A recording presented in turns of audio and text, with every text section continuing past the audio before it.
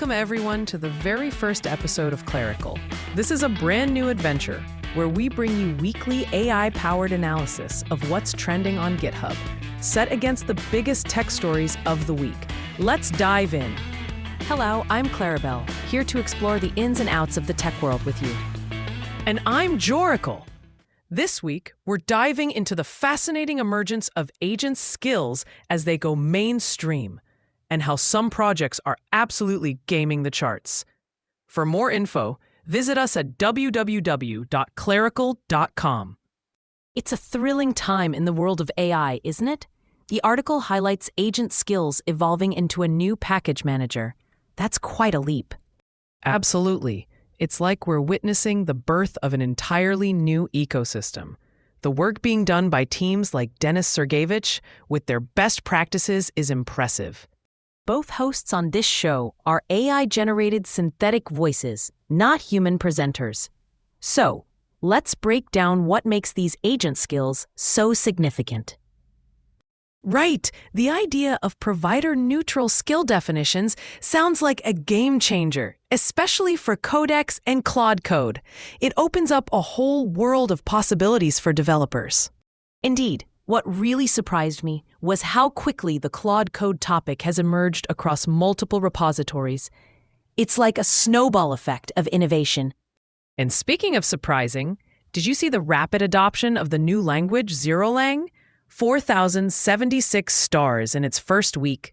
That's quite a statement. Yes, describing it as a programming language for agents signals a massive shift. It seems like we're moving towards designing languages specifically for agentic execution. It feels like we're on the brink of something monumental. And that race for smaller models is heating up too. 87% benchmark parity? That's an impressive claim. Absolutely. The small models, like those from Dorman 11991, are not just experiments anymore. They're becoming commercially viable. It's fascinating how efficient these models are becoming. Right? Plus, we can't overlook how the Model Context Protocol is evolving into background infrastructure. No longer just a buzzword, it's integrating seamlessly into development practices. It's impressive to see the integration of MCP tags in multiple repositories. It's becoming a standard that developers are embracing.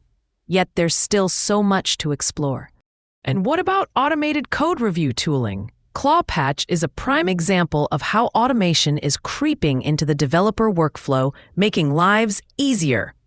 Yes, the combination of automated code reviews and vulnerability discovery tools shows a clear trend towards enhancing security in code development.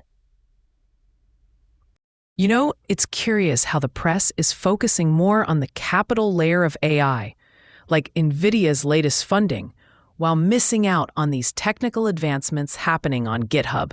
Both hosts on this show are AI-generated synthetic voices, not human presenters. And I think that's a critical observation. There's a glaring mismatch between the press narratives and what developers are actually working on. Absolutely. It seems like there's a disconnect where the media is fixated on funding, instead of the operational and tooling advancements that are equally vital. And what about the noise around coordinated piracy? That's concerning. It's such a shame that this spammy content is diluting the genuine projects. It really is. With so many keyword-stuffed repositories flooding the charts, it makes detecting real trends much harder. Exactly. The scale of this issue is quite notable this week. It's almost like we need a spam detection tool for GitHub itself. That's a fantastic idea. And switching gears, the blind spots mentioned in the article about agent observability really caught my attention. Yes, the lack of tools for tracing and logging in agent workflows could be a major hurdle as these systems deploy more widely. It feels like a ticking time bomb, doesn't it? As organizations ramp up their use of agents, they'll need to understand what's happening behind the scenes. For sure. And it's not just observability. We also need to address agent security. There's a gap in protective measures that needs immediate attention. Exactly. Tools for prompt injection defenses and sandbox enforcement are crucial as we push forward into more sophisticated AI interactions. And it's interesting to see privacy defensive tooling like auto-identity remove growing quietly, but it's not quite addressing the broader security needs of agents. Right. As we look ahead, I'm excited to see how Zeraling develops. Will it become a genuine community effort, or will it fade into obscurity? The coming weeks will be pivotal for both Zeraling and the agent skills category. Expect more libraries and registries to emerge as this pattern matures. And the small model efficiency race is bound to sharpen too.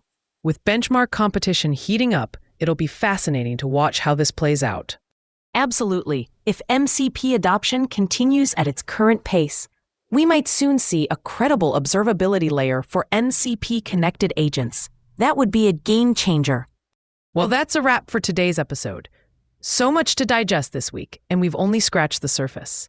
For those of you wanting to dive deeper, check out the full source article at www.clerical.com for all the links and notes. Thanks for tuning in to Clerical. We'll see you next time. And remember to keep exploring the fascinating world of AI. Bye for now.